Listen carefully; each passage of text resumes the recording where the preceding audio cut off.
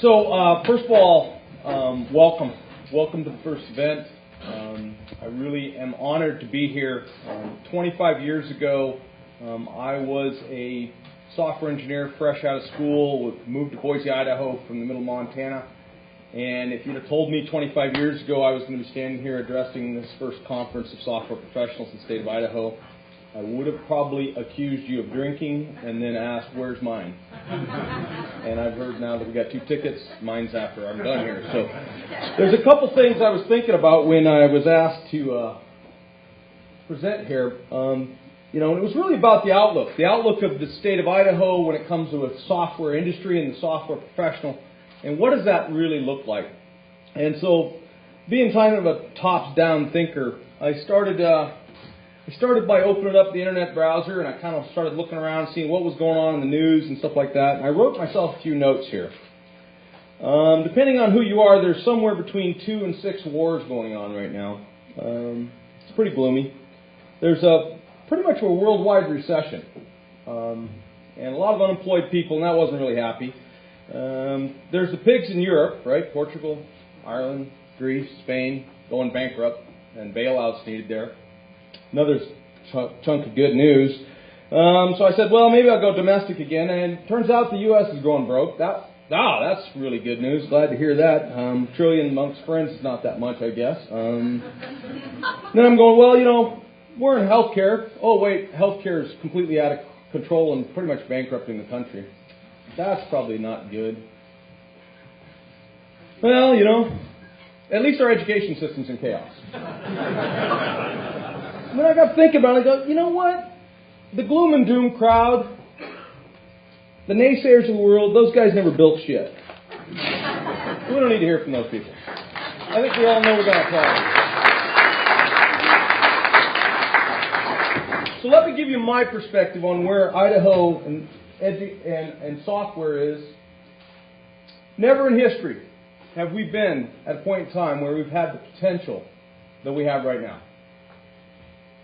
And I say that for a very, very specific reason, and I'm going to make that case to you here in the next 20 minutes. But before I make that case, hold that thought, tell you a little bit about myself. There was a little bit of intro.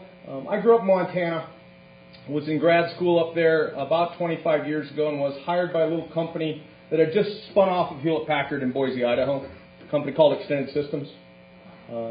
Some of you in the crowd know it. It was a good company, ran by some good people. And it started off my career in this valley and in this state of having a track record of getting to work with exceptionally good people, which have tremendously enhanced my life and my career success over the years.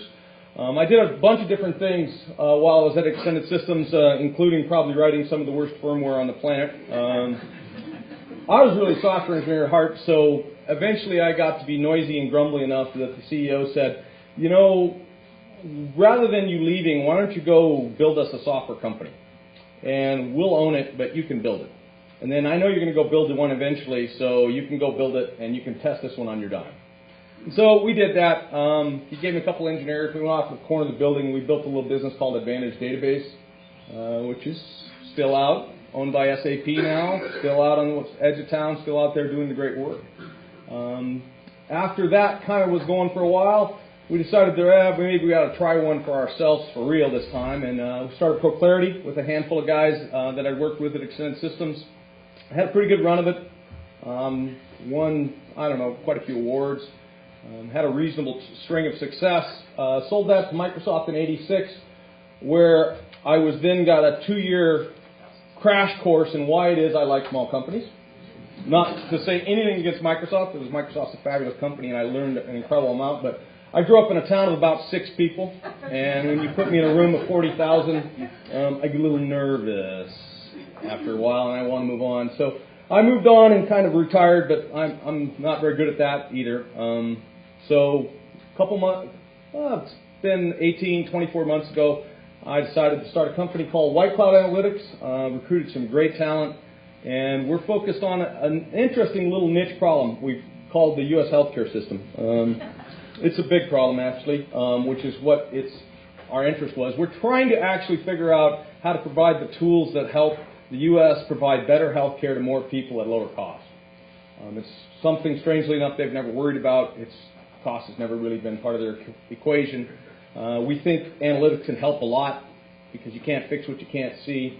And so we're out trying to figure out how to get that up and going, and we've got a pretty good run of it so far, growing significantly faster than Proclarity, which actually had a pretty reasonable track record. But Tim, Ramey, Tim would stand up. This is my shameless plug time. We are hiring some software engineers.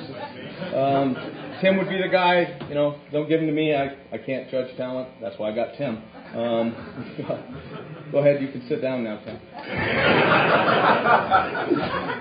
No, seriously.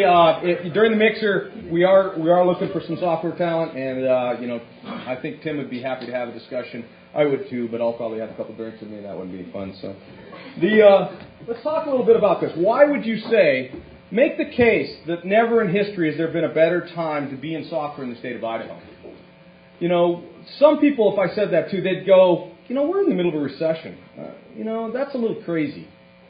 And to hear that feedback in the state of Idaho is kind of an interesting, if you really think about it, because, you know, there was a guy named Jack Simplot who in 1923 left home at the age of 14 to go get a job and then eventually create his own business. And when he was 19, we had that little stock market crash that caused the Great Recession. And when he was building his first business between 1929 and 1939, the unemployment rate in this country was between 15 up to sustained periods of time at 25% unemployment rate. And he built a business and started that business then. So it'd be kind of weird for somebody to go, yeah, it's a recession, it's not a good time. If you said, well, okay, so maybe the recession's not that big a deal, maybe it's the state of Idaho, maybe it's our geography that's all screwed up. I mean, why would you think you could build a leading software company in the state of Idaho? Then you'd have to look around and go, you know, we are in Boise.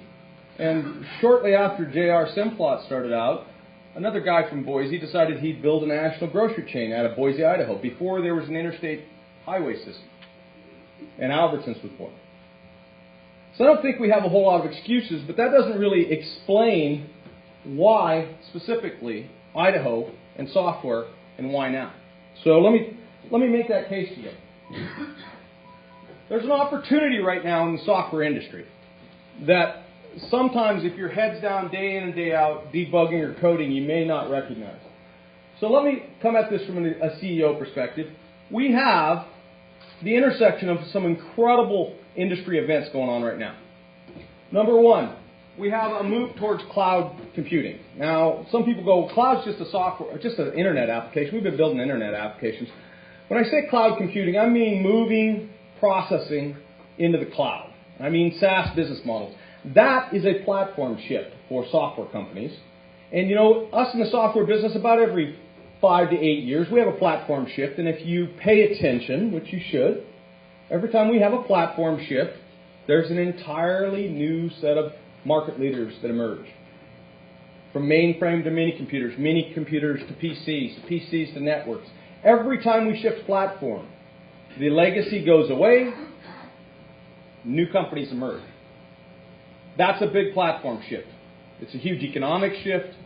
The question is, what do we do about that as an opportunity?